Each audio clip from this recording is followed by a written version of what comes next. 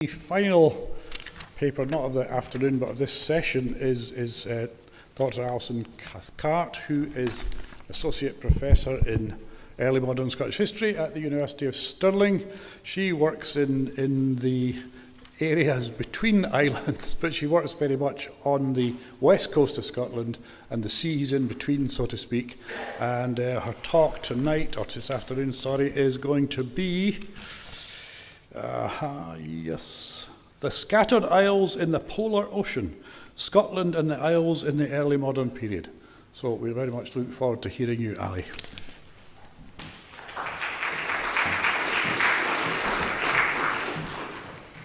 Thank you very much, Chris, and RSC for organising this fantastic event. Thank you very much, especially to Becky, for organising me, which is much appreciated as well. I do have some slides. Some of them are more relevant than others. Mostly they're maps. There's also a handout going around, so if you get bored listening to me, you've got something to look at and something to read. I will come to the handout later. But the maps, most are contemporary, late 16th century, just to give you a sense of how contemporaries perceive the Isles.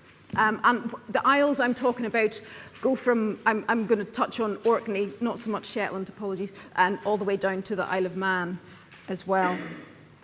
Largely, I'm taking you back to the early modern period. If you were here this morning when Chris sort of, not quite periodised the history, but talked about that period between the forfeiture of the lordship of the Isles, so end of the 15th century, early 16th century, through to before so-called improvement, really up to before the Jacobite era. I'm looking at sort of 16th, very early 17th century, largely James VI, but I'll go back a little bit earlier than that. And I'm going to pick up a little bit on some of what Hugh said as well. We talked about this kind of the historiography. And I'm not talking here about studies that focus on the Highlands, and there's a lot of, Hugh mentioned Mark McGregor, Ernest McCoynoch, those studies. I'm talking about the broad brush narrative histories of Scotland that look at the Isles, and often the Highlands, the West Highlands seaboard and the Isles are lumped together, during the 16th, 17th century as problematic. That's how it's described. That period from the forfeiture of the Isles is characterised as the age of feuding, or the age of forays, as it's popularly called.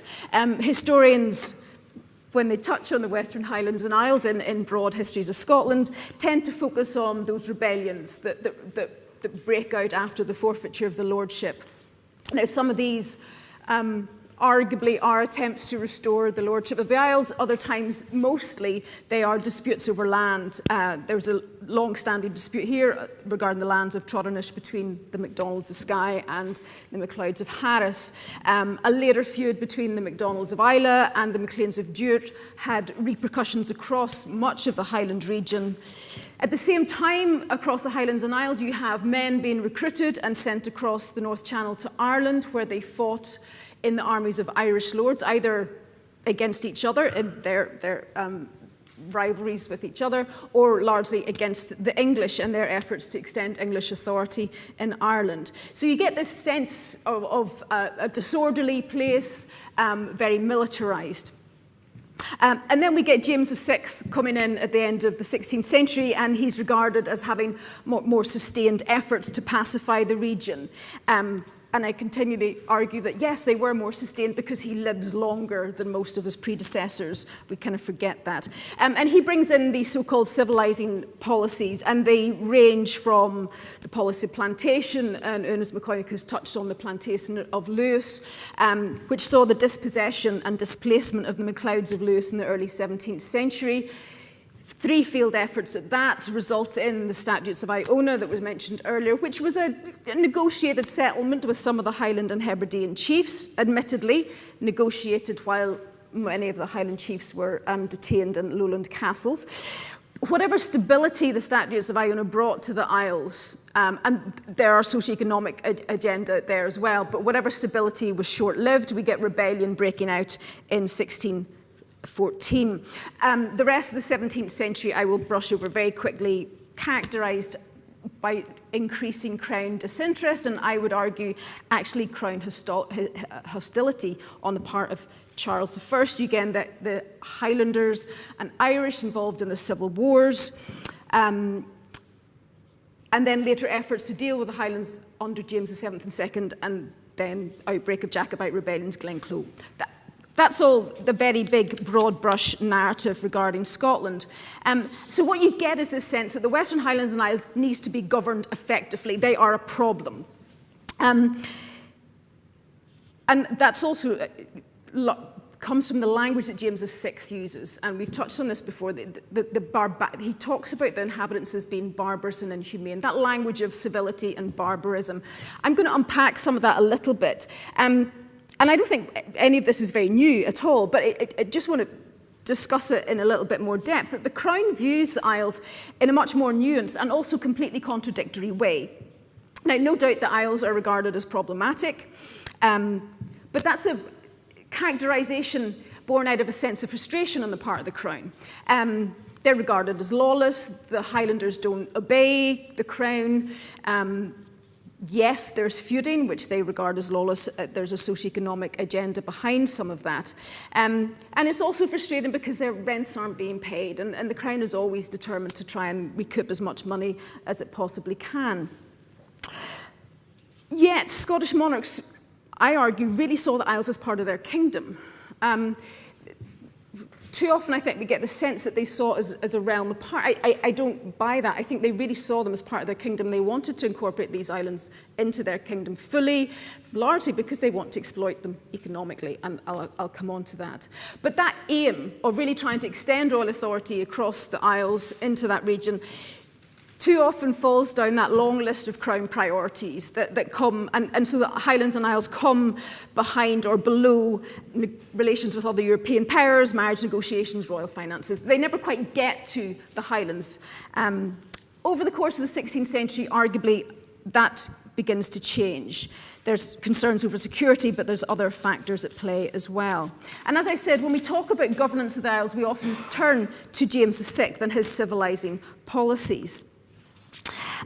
He wanted to ensure the loyalty and obedience of his Highland and Hebridean chiefs, while also pacifying the region and reaping full economic returns, because James regarded the Highlands and Isles as being, quote, most commodious as well by the fertility of the ground as rich fishings by sea. And then in the next breath, he talked about the inhabitants of the region as being barbarous without any civil or honest society amongst them. They were to be reduced to an ungodly, honest and civil manner of living. Now, I'm not justifying James's actions in this, but he's adopting rhetoric that was very common at the time. We absolutely know that Hebridean chiefs were not barbarous. Hugh brilliantly discussed that for us as well. That's the view from the outsider. They're barbarous, they're uncivilized, and Hugh detailed their culture perfectly, so I don't need to go into it then. But what I do is I point, we've seen this slide a couple of times before, my students to this image.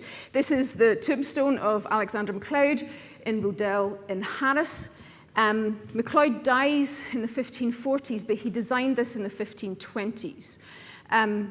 This is not somebody who's barbarous. This is somebody who is very consciously projecting an image of himself. Sorry, these are my photos, so they're not brilliant. There's a mix of scenes of religious imagery, but also there's Highland hunting scenes, and of course, as you've seen before, we get the galley, which is one of my favourite slides, and I'll come back to that later. These are not uncivilized people. These are not barbaric people. But that language of barbarity and civility, as I said, was dominant at the time. The English in Ireland are using that, and the English, along with the Spanish and Portuguese, those European powers that are encountering the other across the Atlantic and justifying their treatment of indigenous peoples by emphasizing their lack of civility. As the English argued in relation to Ireland, it was their responsibility, it was their duty even to bring reform to these areas. And bringing reform meant not just pacifying, but also developing agriculture, trade, and thereby realizing a civil society. So in expounding his theories or his policies for plantation in Lewis, James utilised a similar language. Now, the Highlands, I'm not done it. We saw John of Forden's quote back in the 14th century. The Highlanders had always been characterised as lawless, as difficult, as different. But you get this increased emphasis on this language of civility during James's reign. But the Isles were part of James's kingdom. He regarded them as part of his kingdom. The inhabitants were his inhabitants. He didn't need to go to the lengths that other European powers had to justify their policies somewhere else. But he did, because his policies were displanting, displacing, dispossessing the inhabitants from their land. And he justified his actions by explaining that the inhabitants were void of any knowledge of God or his religion and naturally abhorring all kind of civility, and have given themselves over to all kind of barbarity and inhumanity. James saw the region as in need of reform, absolutely, because he wanted his rents paid. But he was adopting that contemporary language, that rhetoric, really to reinforce that and to justify his policies. And those arguments went hand in hand with efforts to exploit the natural resources of the region. But all this emphasis on James VI, I think, and his efforts to implement these so-called civilizing policies in a more sustained way, ignores, I think, what is happening much earlier in the century and what is taking place during the reign of James V. And I'm going to go back to the late 1530s and 1540s here, where you start to see, I think, earlier efforts. They get cut short because James dies early. That's what I mean. James VI doesn't die. He lives longer. Most other Stuart monarchs of the 16th century get cut off a little bit too early. So it was James VI's grandfather, James V, who was one of the kings who actually went to the Isles. He embarked on this voyage to the Northern and Western Isles in 1540. It's been argued that this was the king's daunting of the islands because there was no rebellion. No rebellion broke out again for another 3 whole years. I'm not convinced that actually amounts to a successful daunting. I don't even know what a daunting is meant to look like, but I don't think that was the point of James's voyage. Yes, there had been a rebellion in the Isles in 1539. Donald MacDonald of Slate had led rebellion and then moved on to Ross, but the situation north in Orkney was concerning also. The 1529 Battle of Somerdale was evidence of a family dispute there, and the situation had not yet been resolved to James's satisfaction. As such, the voyage that James embarks on in the 1540s was about shoring up Crown influence across the islands, and that included the Northern Isles. But there was an element there that was also about finances and security concerns too. A lot of historians have argued that James's 1540 voyage to the Isles was a show of strength. They talk about it as James embarking on this circumnavigation of his realm and a display of imperial monarchy. I don't really buy that. I think if it is a show of strength, it's a show of strength from a place of vulnerability and weakness. But James leaves Leith on the 13th of June, and he goes first to Orkney, where he spent some time with the then bishop, stayed then with Robert Maxwell. While he was there, he granted Crown lands to Oliver Sinclair and made him Justice, Sheriff, Admiral and Baillie of Orkney and all its lordships, but at a significantly increased rental, which Sinclair agreed to pay. He left Orkney and then journeyed on to the Western Isles. And he was there for a short time. He left behind William Cunningham, then the Master of Glencairn, and he stayed behind for a further year to undertake a Crown survey of Crown lands. James V sent him the ship, the Little Forfar, for his use while he was there. James then sailed back to Dumbarton and was back in Edinburgh by the 6th of July. So the voyage really had been little over, less than a month. But he had taken a number of hostages while he was in the Isles, and he took them back to the lowlands and warded them in a number of castles. But it doesn't stop there. If you continue to look at James's behaviour after this voyage, it's really interesting.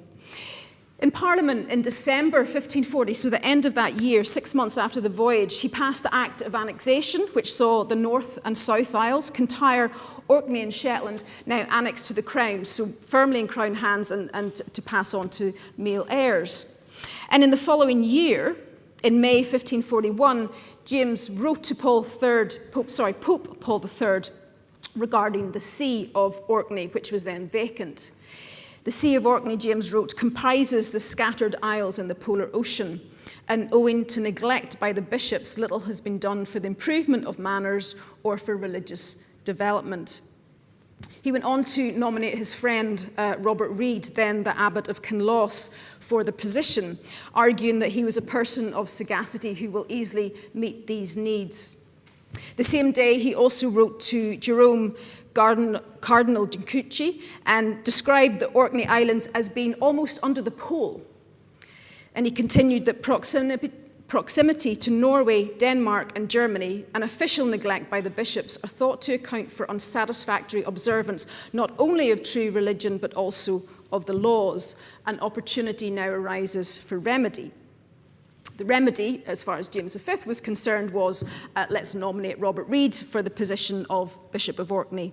And James was writing to garner support for this move. Now, by this time, James had been to Orkney. So he was fully aware that the islands were not located under the pole. Contemporary maps, yes, they may have located Shetland accurately between Scotland and Norway, but Orkney is hardly comprised of scattered isles to suggest they were in the polar ocean as opposed to just across the Pentland Firth, tricky tidal currents notwithstanding. This is something of an exaggeration on the part of the king. Now, admittedly, in talking about the polar ocean, James may have meant the North Sea, absolutely, but I don't think he did. James's letters to the Pope and the Cardinal, again, appeared to suggest a concern with true religion, much in the way James VI always emphasised the Highlanders' lack of true religion. And he equates that also with the problem of governance of the islands that are remote, located in the north. But there's an altogether different agenda going on here on the part of James.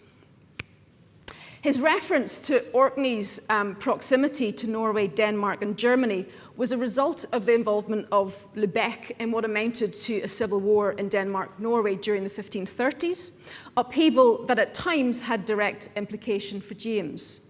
But the 1540 voyage and James's actions in the aftermath of the voyage may have been influenced by the publication in 1539 of this map called Carta Marina by Aulus Magnus, an exiled Swedish priest, then living in Italy.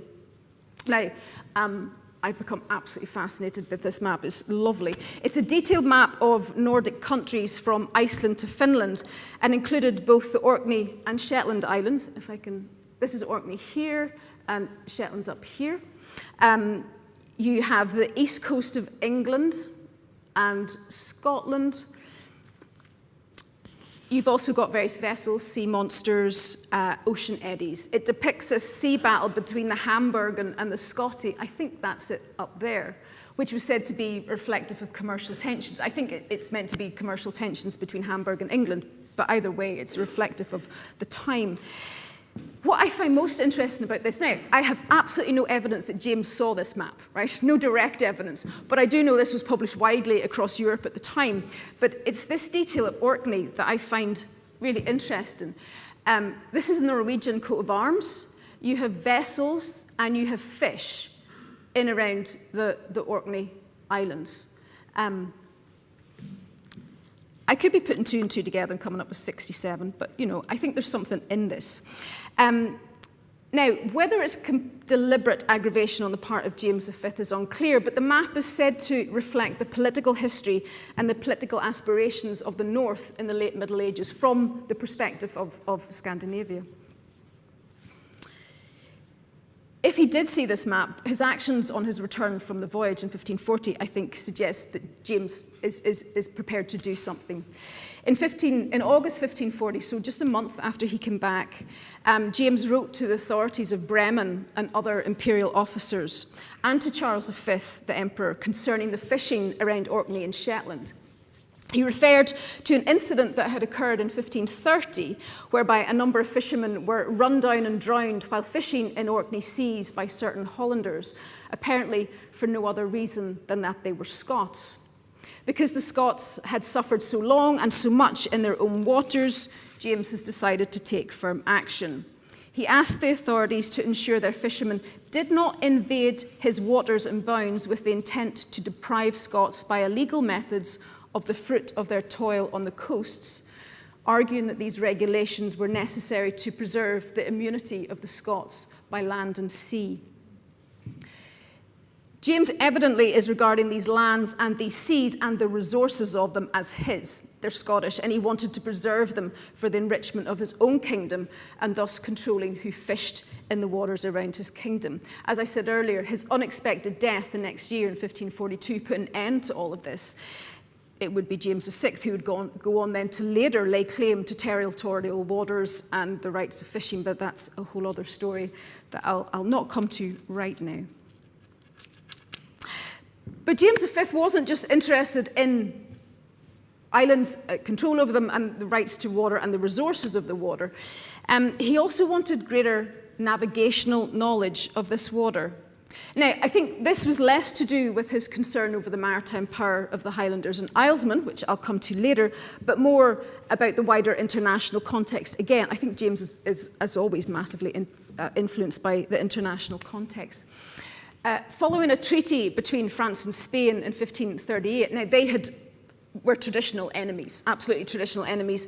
But given Henry VIII's recent divorce from Catherine of Aragon and also splitting from Rome, when Spain and France make a truce, Henry starts to feel incredibly vulnerable and scared in the face of external threats. His dissolution of the monasteries in 1536 had filled the English royal purse significantly, and it provided him with the finances to commission surveys of his southern coast and to build and replenish defence fortifications, which he does. He fortifies an awful lot of castles around the southern coast, and there's a number of really beautiful maps that show where fortifications need to be made.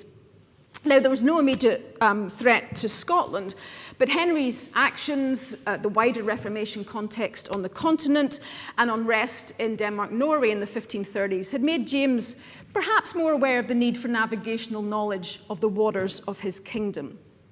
And following his expedition in 1540, the first Scottish rudder was produced by Alexander Lindsay. Now, a rudder is literally a sailing manual, and it tells you how to sail from one headland to another, gives you compass points in the compass, wind directions, what to look out for, in other words, rocks that might be submerged. It was compiled from earlier 15th century material, Scottish material, but it was the first navigational aid to focus on the coastline of Scotland, and it provided detailed information and detailed sailing instructions from Leith anti-clockwise around the north of Scotland, through the Isles to Kintyre and onto the Solway Firth. This map is based on the Rutter. Now, this wasn't published at the time. This is produced later in the 1580s, I think, in a French work by Nicolas de Nicolet. But Alexander's Rutter had made its way to England, which was then picked up by the French and published later along with this map. And it's likely that James's voyage in 1540 provided the opportunity for a lot of the detail, the sailing instructions that were included in this Rutter. Other historians have suggested that the Rutter was produced for the voyage. I prefer the other argument, but I can't be sure of that. It might have been. But the rudder emerges out of this voyage one way or another. The rudder, however, doesn't stop at the Solway Firth. It provides more general information concerning passage onto the Isle of Man.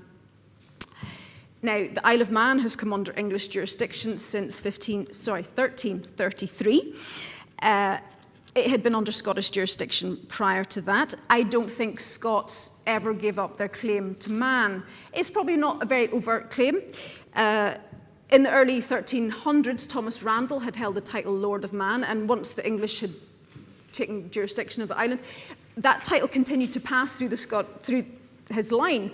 I haven't traced it all the way, so don't ask me about that. But it ends up with John Stuart, Regent, Duke of Albany, who's regent during the minority of James V, has the Manx arms incorporated into his coat of arms and still holds the title Lord of Man, despite the fact that it is under the jurisdiction of the English crown.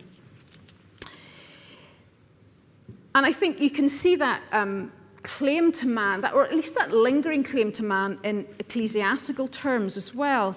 The Diocese of Southern Man, which you can just make out on this tombstone, which is, again, one of my photos, so sorry, it's not brilliant, at Peel Castle in Man.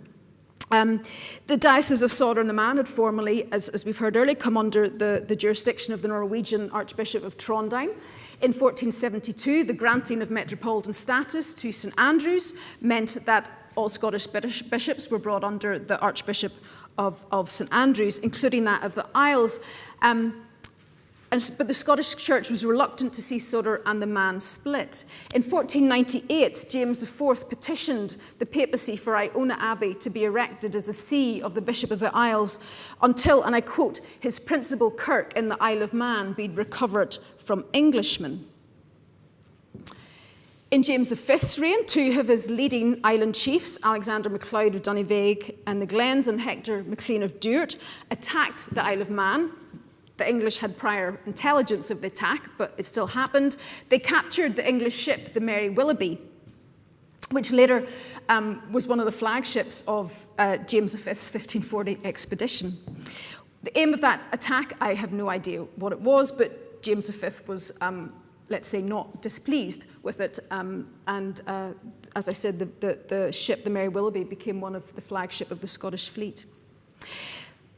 Either way, it suggests that the Hebridean chiefs were part of this maritime world that stretches from Orkney and Shetland right down through to Man in the south.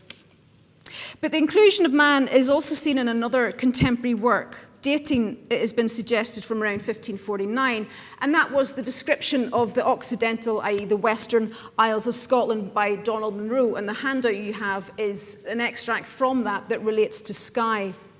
Now, Donald Munro was made Archdeacon of the Isles around that time. Now, fortunately, there's little evidence to suggest why he undertook this work, beyond providing vital information for future Bishop of the Isles. In his work, Munro mentions every parish church, but much of his description is also given over to detailing the extent of fertile and fruitful land which is inhabited and manured, while also providing specific information on livestock as well as fish.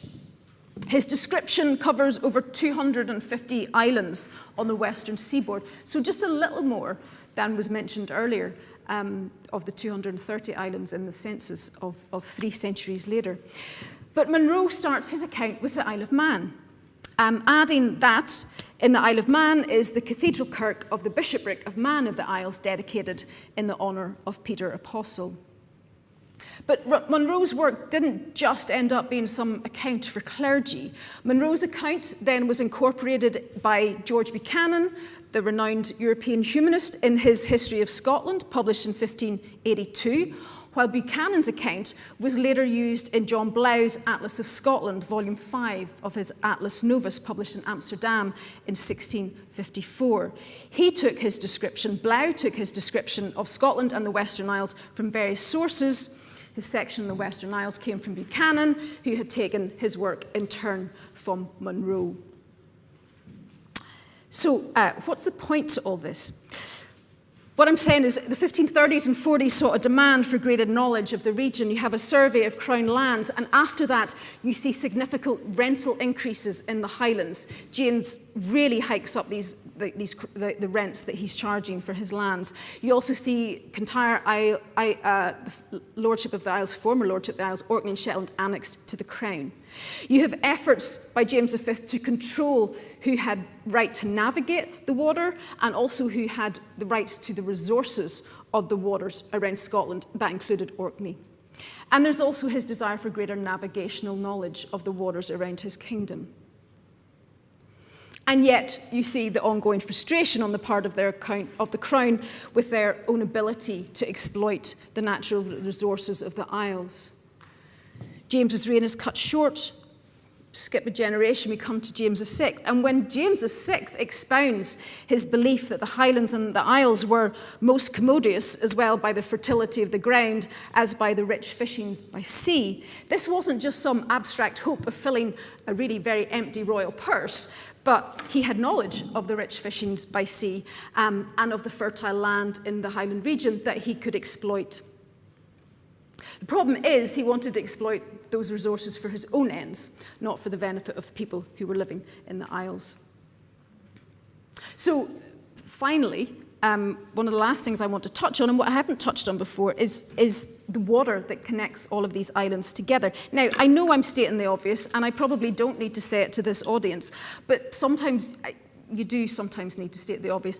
We need to see the sea not as a barrier, but as a bridge. I know you all know that. I just sometimes always feel I have to point it out. The sea is something that connects. It is a form of communication. It is a form of transport. It brings people together. It does not divide. And that is very much the case for the islands of Scotland. The sea was not just something to be traversed, something you have to cross to get something else. But, as I said, it was trade, communication, and a resource. Many clans held estates that were divided by water, the most obvious being the MacDonalds of Islay. You have the MacLeods of Dunvegan and Harris. You have the MacLeods of Mull, who also held lands in Islay. Lands later held by the Campbells of Cawdor. And across the western seaboard and Isles, there's a very strong maritime tradition. We've already seen the galley from MacLeod of Harris's tombstone. There are so many of these. Colin Martin has done some wonderful archaeological digs in relation to the maritime tradition, but we have so many beautiful carved headstones with galleys on them, testament to that really rich maritime tradition. And it was a military strength that was both respected and feared by monarchs. During James's attempts to pacify the Western Highlands and Isles, and during part of when he's developing trying to develop plantation in Lewis, he passes legislation calling for all berlins and galleys in the Western Isles to be destroyed. A policy that he quickly realises was completely unworkable, and then decides, well, no, it's okay, we won't destroy them, just hand them over to the Crown so that we can use them, but you can't. Again, a policy that didn't really meet with much success. Despite wanting to harness this maritime strength for its own purposes, it was a maritime tradition that was significantly looked down on. The vessels were regarded as backward and primitive. The inhabitants, again, regarded as barbarous and inhumane. The maritime tradition, backward. And this stems from that characterization of the Highlanders by outsiders as backward, primitive, lacking in development. They looked at this maritime tradition that had descended from the Vikings. Yes, it hadn't developed from the 13th century, but that's because it didn't need to. Berlins are absolutely suited to the tidal conditions in the waters of the islands around this coastline. They can be shelved on shallow beaches, and we see evidence of that all around. There was no need for it to develop anymore, but it's looked down on because it was regarded as somewhat separate from European shipbuilding traditions, and yet, and I know some people will disagree with me on this, that the view is that when James VI succeeds to the English and Irish thrones in 1603, he then has a much greater navy at his disposal, and he's able to challenge the dominance of the Highlanders in these waters. I just don't agree with that. I don't see that at all. I think it takes... I don't think the Crown is ever really able to meet that challenge at all. Those vessels and the skill and expertise of the Highlanders and the Hebrideans in these waters was paramount. I don't think any Scottish monarch was able to overcome that, certainly not in this period.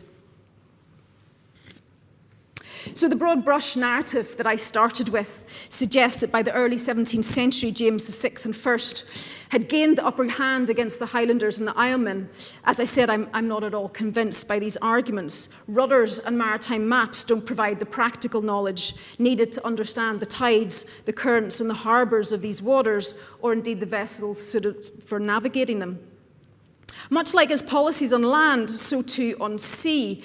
And yes, James achieves victory despite very many failures. It's not, you have to fail so many times to get success, but sometimes I think with James VI, it's almost a case of snatching victory from the jaws of defeat, and yet we acknowledge his successes more, I think, than his failures. But regardless of how these inhabitants are described, regardless of how their customs and maritime traditions were viewed, successive Scottish monarchs recognised the importance of the Isles for the wider kingdom. And by the early 17th century, they had significantly more knowledge of the region, both by land and sea, than they ever had before. They knew the Isles were not just the scattered isles in the polar ocean, but that's a nice rhetoric to justify their exploitation of it. The problem was that they wanted to exploit the region for their own benefit and not for the benefit of the region itself. Thank you.